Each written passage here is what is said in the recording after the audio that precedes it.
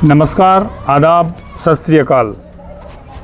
हर इंसान की जीवन में जो शिखर पे पहुंचा है वो बगैर संघर्ष के कोई भी आज तक नहीं पहुंचा।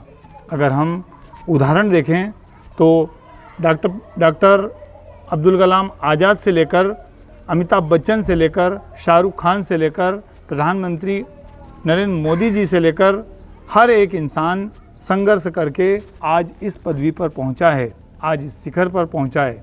आज हमारा एक कार्यक्रम हम शुरू कर रहे हैं जिसका नाम सफ़र शून्य से शिखर तक है और इस प्रोग्राम में आज मेरे साथ में विशाल उपाध्याय जी हैं। सर, आपका बहुत बहुत स्वागत है। धन्यवाद सर। बहुत कुछ सुना है आपके बारे में कि आपने जो शुरुआत की वो जीरो से की और आज इस साला के ऑनर हैं और आज इस मुकाम पर पहुँचे हैं। हम तमाम दर्शकों को आज आपकी कहानी के बारे में बताएंगे, आज आपके मुख से सुनवाएंगे कि आप आज यहाँ पर किस तरीके से पहुँचे हैं। बहुत अच्छा। सबसे पहले तो आपको बहुत बहुत बधाई। एक बड़ा महत्वाकांक्षी ये जो लिंक, ये जो आयोजन आप कर रहे हैं,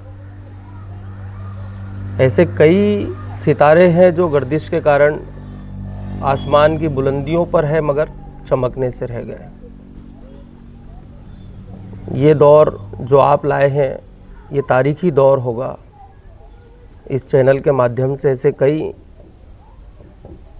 अनछुए अनदेखे रहस्य भी लोगों के उजागर होंगे। जो बहुत बहुत शुक्रिया का जो विचार है, जो प्रयास है, वो आम जनता तक जाए और जो मेहनत कश हैं वो प्रेरित हों कि हाँ, कठिन परिश्रम से कुछ न कुछ सफलता मिलती है। बहुत बहुत बधाई आपके चैनल को, और आपने मुझ जैसे एक अदने से आदमी को इस लायक समझा, इसका भी आपका हम आभार व्यक्त करते हैं। तो खान साहब, दौर कक्षा 8वीं से शुरू होता है। 3 वर्ष 3.5 वर्ष की आयु के थे और पिताजी इस संसार से चले गए। पिताजी का साया सर पे नहीं उठ गया।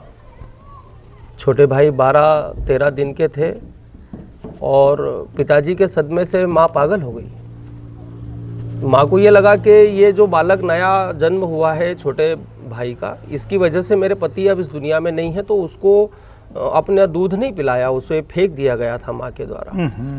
वो उनका मानसिक संतुलन बिगड़ गया माता जी का। तो हमारी बुआ उनको साथ में लेकर अपने घर चली गई। बुआ ने ही पाला उसको, 26 वर्ष तक बुआ के पास रहा वो बच्चा, आपका छोटा भाई। छोटा भाई। अब यूँ हुआ कि माँ तो मानसिक संतुलन खो बैठी। दादी चूँकि है नहीं संसार में, एक दादा बुजुर्ग थे, पिताजी है नहीं, माँ का मानसिक संतुलन बिगड़ा तो माँ तो हॉस्पिटल में 4 वर्ष के लिए चली गई। दादा ने कहीं मेहनत कहीं मजदूरी की। मोहल्ले की कुछ महिलाओं को मैं जीवन भर नहीं भूल सकता। उन्होंने अपने बच्चों के खाने में से आधा आधा खाना दे करके और उनके कपड़े दे करके हमको बड़ा किया। खान साहब, धीरे धीरे ज़िंदगी बदली। वो पागल महिला थोड़ी सी ठीक हुई, मानसिक संतुलन ठीक हुआ, तो लायनेस क्लब भोपाल के द्वारा संचालित एक भीखन गांव की शाखा है, लायनेस क्लब भीखन गांव। उस लायनेस क्लब ने इस गरीब ब्राह्मण की विधवा महिला का साथ दिया, उसको ट्यूशन पढ़ाई, लोगों के यहाँ बर्तन मांजकर उसने हमें पाला, बड़ा किया। लोगों के यहाँ से जो कपड़े होते हैं ना, दिवाली पर सफाइयों पर निकलते हैं, सेकंड हैंड कपड़े जैसे बोले, उन कपड़ों को रात में लाकर हमारी माँ 10 पैसे की नील की पुड़िया में उसको नील देती थी और अगले दिन वो कपड़े हमारे लिए दिवाली के नए कपड़े होते थे। और उनके बच्चे जो फटाके जलाकर छोड़ देते थे, हम रात में दिए में उसको ढूंढते थे और वो बिना फूटे वो फटाके हम घर लाते थे और उसकी बारूद निकाल कर उसको जलाते थे। तो वो मज़ा जो उनको नए फटाके फोड़ने में नहीं आता था, वो मज़ा हमको ये बचे हुए फटाके फोड़ने में आता था। इस तरह जीवन गुजरा और वो विधवा महिला यानी हमारी माँ ने 11वीं को उत्तीर्ण कर लिया होम साइंस से और भीखनगांव तहसील में प्रथम पुरस्कार, प्रथम स्थान पर वो महिला होम साइंस में आई। बहुत बढ़िया है। फिर लायनेस क्लब की जिम्मेदारी से एक गंगराड़े मेडिकल करके भीखनगांव में, उनके भी परिवार का बड़ा एहसान रहेगा हम पर। उनके रात के खाने से ही ये ब्राह्मण इतना बड़ा हुआ है। वो रात का खाना जो मेरी माँ बर्तन मांजती थी तो वो रात का खाना हमारे लिए रख देते थे कि यार वो सुबह वो बच्चा आएगा उसको खाने को दे देना। तो उस परिवार ने और लायनेस क्लब ने मिलकर नर्स का कोर्स आया हुआ था बड़वानी सेंधवा से, तो मम्मी की नर्स में ट्रेनिंग करवाई और मम्मी फिर नर्स की नौकरी लगी और पहली पोस्टिंग फिर गोलवाड़ी नागलवाड़ी उनकी पहली पोस्ट खरगोन जिले में जो वहाँ हमको कक्षा पहली में नाम लिखाया गया, इस आयु तक हम आ गए। वहाँ से ट्रांसफ़र हुआ, आदिवासी विकासखंड खालवा मिला, तो 8/8/1988 को हमारा खालवा आना, पहला कदम खालवा में रखा। यहाँ से स्कूल में बढ़ती रही, प्राइमरी से मिडिल में कक्षा 8वीं तक आ गए। तब पुराने दौर में खान साहब तनख्वाहें भी बहुत नॉमिनल होती थी, कोई बहुत अधिक तनख्वाहें नहीं होती थी, गुजारा हो जाए बस। यस, इतना। और एक नर्स की क्या सैलरी हो सकती है, उसके साथ में एक ससुर है बुजुर्ग, उसे भी पालना है, 2 बहनों की शादी करनी है, मेरे को मेरे छोटे भाई को पालना है, पढ़ाना है, खुद को भी जीना है। तो इस कठिन दौर में एक पेंड खजूर होता है खान साहब, पेंड खजूर, हाँ। बामुश्किल उस समय 2.5 रुपया 3 रुपया पाव का पेंड खजूर, समझ लीजिए 10 रुपये किलो की चीज़। मगर वो खाने को भी हमारे पास पैसे नहीं होते थे। तो मैं क्या करता था खान साहब के बुधवार के दिन सुबह स्कूल लगता था, तो 11 बजे तक स्कूल अटेंड कर लेता था और 11 बजे बाद एक बोहरा समाज के खान साहब हैं जो बाजार के दिन ठेला लगाते हैं पेंड खजूर का जी। तो उनका ठेला 2 घंटा धकाता था मैं, वो आवाज़ लगाते थे, मैं ठेला धकाता था। तो 2-3 गलियाँ उनकी करवा दूँ, 2-2:30 बजे मेरे को रोटी की भूख लगे, मैं घर जाना है, तो चाचा से बोलो तो एक कागज़ में चाचा थोड़े से पेंड खजूर बांध दे और वो पेंड खजूर अपन लेकर के घर तक भी नहीं आना, उसको रास्ते में ही खा जाना, क्योंकि पेंड खजूर पसंद ही इतने और रुपया पास में नहीं है। ऐसे फिर कई लोगों के बाजार गुड़ बेचे हैं, कईयों के कपड़े बेचे हैं। बोथरा करके एक बड़े किराना व्यापारी थे, उनके यहाँ 10 रुपये रोज़ में तेल वगैरह का काम भी किया, तेल भी बेचे, खाता बहियाँ लिखी है लोगों की। आपकी ज़िंदगी का जो टर्निंग पॉइंट है वो शुरू कहाँ से होता है, जो आपका संघर्ष है? हाँ, कहते हैं ना एक सफल आदमी के पीछे एक औरत का हाथ होता है, परंतु खान साहब एक असफल आदमी के पीछे 2 औरतों का हाथ होता है। जी।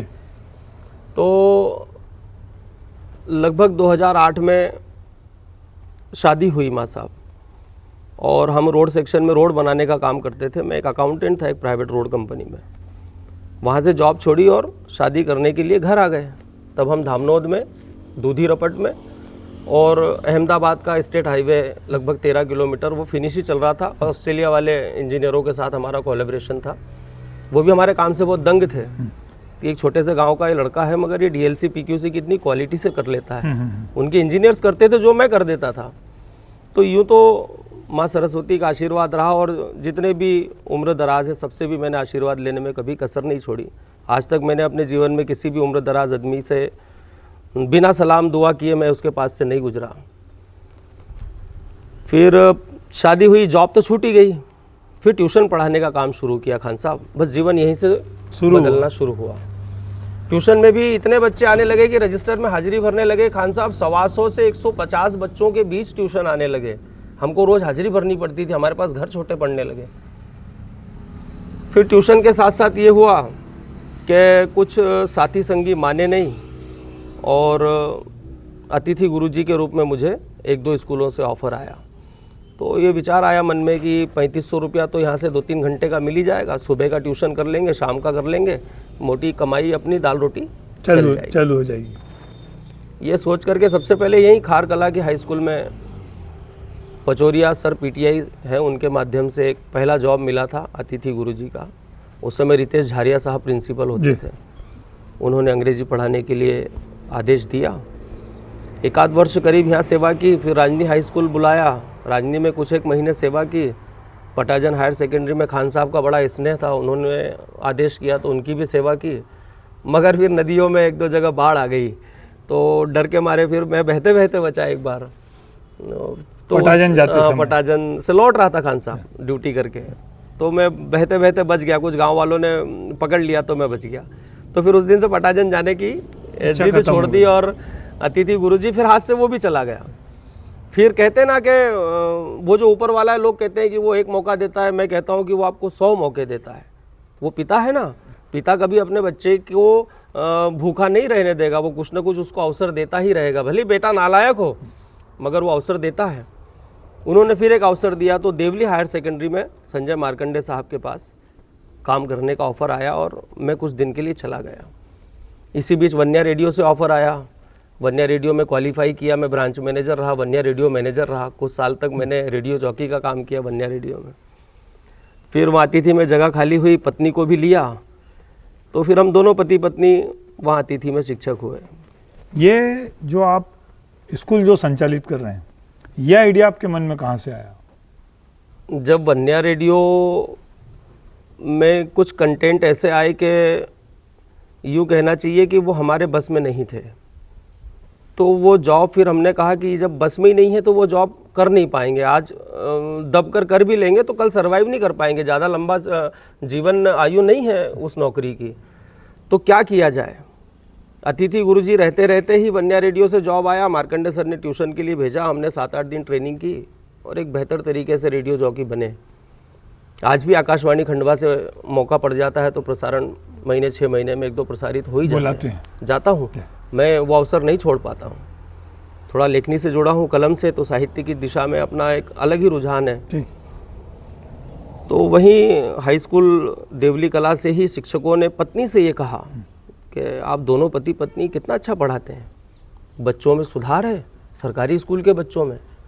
तो अतिथि का जीवन भी ज़्यादा लंबा नहीं है, आप अपना जीवन यापन इसके भरोसे नहीं कर पाएंगे।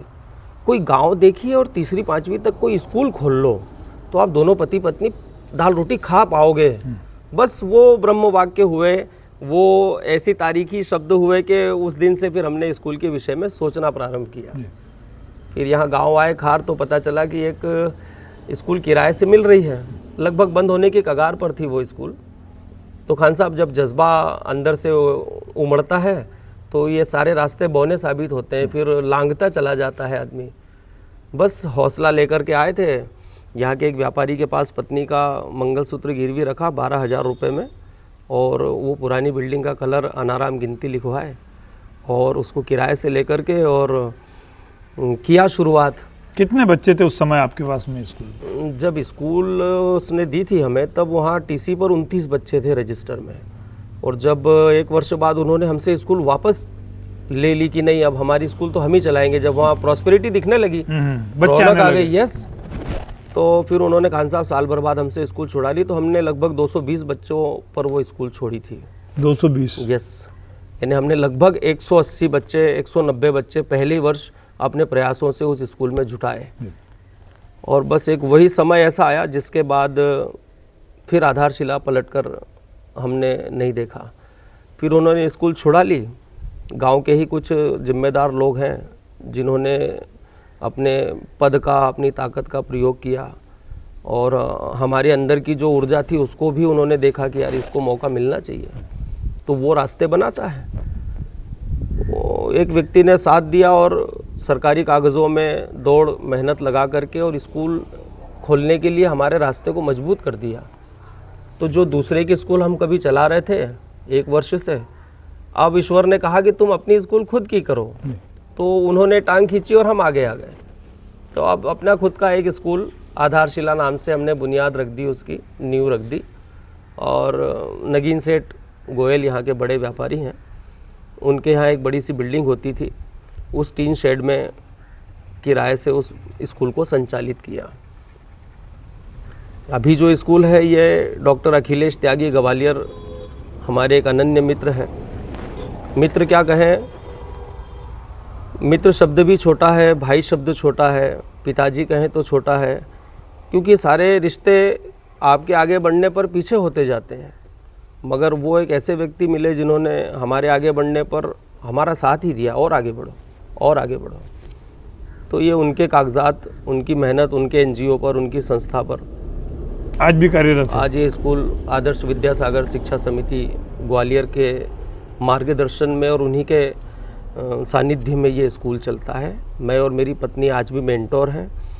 पहले भी हम अपने आप को कभी कुछ समझते नहीं थे, छोटे अदने, आज भी हम वही हैं, छोटे से हैं, अदने से हैं। फिर जीवन में धीरे धीरे सुधार आता गया। फिर नगीन सेठ गोयल ने भी अपनी वो जो बिल्डिंग थी, वो ज़मीन, वो उन्होंने किसी कॉलोनाइज़र को बेच दी।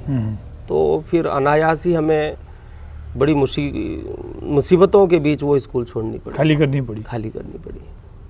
फिर कुछ महीने यहाँ पर शंकर पटलिया जी हैं, जिनको शंकर मौसा कहते हैं, उन्होंने किराए से दिया, शरण दी, 4-5 महीना विद्यालय चलाने की अनुमति दी, एकदम अपने भाई जैसा उन्होंने अवसर दिया। इसी बीच हमारे गांव के प्रबुद्ध गुजर पटेल हैं, आदरणीय हरे राम जी पटवारिया जी। उन्होंने ये स्कूल के लिए ये प्लॉट जो है मानसिकता में ही रखा था कि ढाबे आबे वाले को या हम किसी दूसरे व्यवसाय करने वालों को ये प्लॉट नहीं देंगे, किसी भले काम के लिए देंगे। और पता नहीं है इस विद्यालय की भलाई, इस अदने से आदमी की भलाई कब उनके जहन में आ गई और उन्होंने ये विद्यालय को देना सुनिश्चित किया और एक सीमित राशि लेकर के और लगभग 3-3.5 लाख रुपया ही लिया उन्होंने और ये प्लॉट स्कूल को विशाल उपाध्याय को दिया। फिर इसके बनने की प्रक्रिया प्रारंभ हुई तो ये बनने लगा खान साहब, और नरेंद्र मोदी साहब ने नोट बंद हो गए। तो जो पालक सीना लगाकर हमारे साथ खड़े थे, फिर एक मुसीबत आई, अभी कहाँ से स्कूल बनेगा। फिर जैसे तैसे सबने सहयोग करते कुछ जेवर गिरवी रखे, कुछ बेचे और कुछ पूंजी जमा कर रखी थी, वो सब तोड़ी ताड़ी इकट्ठी करके और एक टीन शेड खड़ा किया। अब ये पूरी तरह से तैयार हो गया, टीन डालने को पैसे नहीं है। खालवा गया, कोई व्यापारी नहीं सुन रहा, नोटबंदी के समय अपना नुकसान कौन करेगा। हरसूद गया, मेरी समाज के भी 1-2 दुकानें हैं, बड़े बड़े व्यापारी हैं, पर सामाजिक आदमी भी मेरे काम नहीं आया खान साहब। फिर निराश होकर एक चाय की दुकान पर बैठा था और सामने एक ट्रैक्टर भरा रहा था। पता नहीं क्यों मन में ऐसा लगा कि यार ये ट्रैक्टर में भी तो लोहा लंगड़ भरा रहा है, ये व्यापारी भी तो लोहा ही बेच रहा है, क्यों ना एक बार अपनी बात ये इनके सामने भी रखी जाए। अंदर गया, कैसे आना हुआ, मैंने कहा कुछ। क्या नाम था वो व्यापारी? हरसूद के बल्ली बाबा कहते हैं, हाजी साहब हैं जी।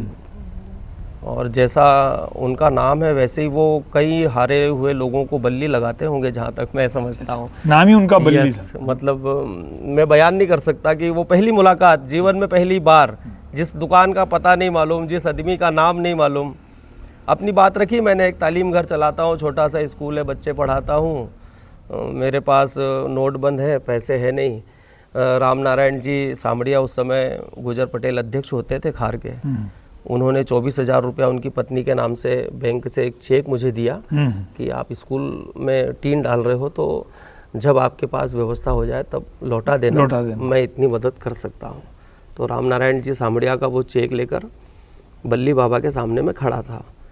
एक सफ़ेद कुर्ते पैजामे में एक साफ़ सुथरा सा व्यक्ति, खुशबू आ रही है उनके पास से भीनी भीनी। पूरी बातें उन्होंने सुनी कि एक मुसीबत के मारे हैं, बड़ी मुश्किल से स्कूल खड़ा किया है, कोई पलस्तर नहीं है, कोई टाइल्ड नहीं है, बस एक हौसला है खान साहब मन में कि एक स्कूल अच्छी चले, बच्चों के सिर पे छत नहीं है, आप अगर कुछ महीनों के लिए उधार दे दें टीन वगैरह। जनरली टीन वगैरह लोहा कोई देता नहीं हो रहा है, शायद इसी वजह से मुझे मेरे मित्रों ने, मेरे साथियों ने, मेरी जात वालों ने उधार नहीं दिया होगा। पूरी बात सुनने के बाद वो बड़ी आराम से वो व्यक्ति खड़े होते हैं, अपने कपड़ों की सिलों को सीधा करते हैं और उनका जो असिस्टेंट है या उनका जो सहयोगी है उनसे कहते हैं कि बबलू, माँ साहब को जो लगे ना हड़ता वो बुलवा लो टेम्पो वाला, और पूरा सामान जो बोल रहे हैं ना ये भर के इनके स्कूल में पहुँचा दो। तो 24,000 का चेक लिया, लगभग 1.25 लाख का माल था खान साहब। वो 1 लाख रुपए का उधार उन्होंने एक अनजान आदमी को दिया, बिना सोचे समझे। हाँ, बिना, पहली बार तो मिले खान साहब उनसे। फिर हमने उनसे कहा, मैंने कहा साहब अब आपको ये 24,000 देने के बाद ये जो टेम्पो वाला 1,000 रुपया ले रहा है ना, ये देने को भी पैसे नहीं है। तो बोले बोलूँ 1,000 रुपया अपने बिल में जोड़ लेना, 1,000 रुपया तुम दे देना, सामान पहुंचा दो। तो पता नहीं कहाँ कहाँ किस किस ने कैसे कैसे सहयोग किया, मगर खान साहब अगर आप अंदर से अच्छे हैं ना तो आप बाहर से दिखाई देने लगेंगे कि आप अच्छे हैं, और लोग स्वतः आपसे जुड़ते जाएंगे। आपको एहसास भी नहीं होगा कि कब एक अकेला आदमी किसी कारवां में बदल जाए। मैं भी यहाँ आया था मेरी पत्नी के साथ, एक पुरानी सी खराब खटारा गाड़ी लेकर, मगर इच्छा शक्ति बहुत मजबूत और प्रबल थी कि कुछ तो करके गुजरना है। यूँ सामान्य ज़िंदगी जी करके मर जाएंगे तो क्या करके जाएंगे, कुछ ऐसा करके जाना है जिससे लोग तुम्हें याद करेंगे। और इसमें बराबरी का सहयोग किया मेरी पत्नी ने, और आज हम एक सफल जीवन भी जी रहे हैं। और उस पत्नी को जब मुसीबत में था मैं, तब भी वो उतनी ही मुस्कुराकर साथ में थी। आज अगर हम कुछ बेहतर जीवन जी रहे हैं, तब भी वो उतनी ही शिद्दत से मेरे साथ है। उपाध्याय जी, बहुत बहुत शुक्रिया आपका। बहुत सारे लोग हष्ट पुष्ट अच्छे खासे हो के अपने आप को, वो ऐसा लगता है कि मैं कुछ नहीं कर पाऊंगा।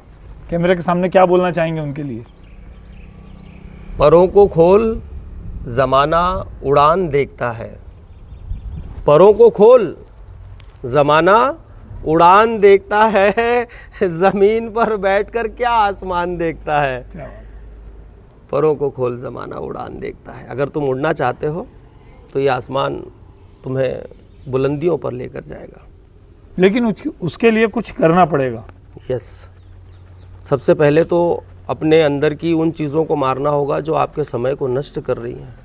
आप अपना कीमती समय कहाँ खर्च कर रहे हैं, वो मायना रखता है। आप कीमती समय अगर आप आग लगाने में खर्च कर रहे हैं ना, तो ही आपके अंदर आग जलती हुई मिलेगी। वरना एक चिंगारी लगा दी और आप भूल गए, दूसरे कामों में लग गए। आपका लक्ष्य के प्रति अगर नज़रिया स्पष्ट नहीं है तो मजाल है कि आप लक्ष्य पर पहुंच जाए, कोई नहीं पहुंचा सकता। आपको खुद ही वो रास्ता तय करना है। जब तक आप स्वयं नहीं अपने अंदर से ऊर्जान्वित होंगे कि हाँ मुझे तो ये करना है, तब तक कोई नहीं पहुंचा सकता। हारने वालों से एक ही सवाल, हिमालय ऊंचा या बछेंद्री पाल। जिसके दोनों पैर नहीं है वो हिमालय की चोटी लांघ सकती है, बछेंद्री पाल जैसी एक असामान्य महिला। बिल्कुल बिल्कुल। तो हम सामान्य जीवन जीने वाले अपने गांव का अगर टेकरा भी न चढ़ पाए तो धूल जिंदगी। कुदरत ने आपको बनाया है, यस, तो उसको कुछ करके दिखाएं, ना कि अपने जीवन को समय बिताएं। यस, बहुत बहुत शुक्रिया विशाल जी आपका। इसी तरह हम आपको और अच्छे अच्छे ऐसे लोगों से मिलाएंगे जो शून्य से शिखर पर पहुंचे हैं, जिन्होंने अपने जीवन को संघर्षमय बनाकर आज इस मुकाम पर लाए हैं। तो देखते रहिए स्टार खंडवा समाचार।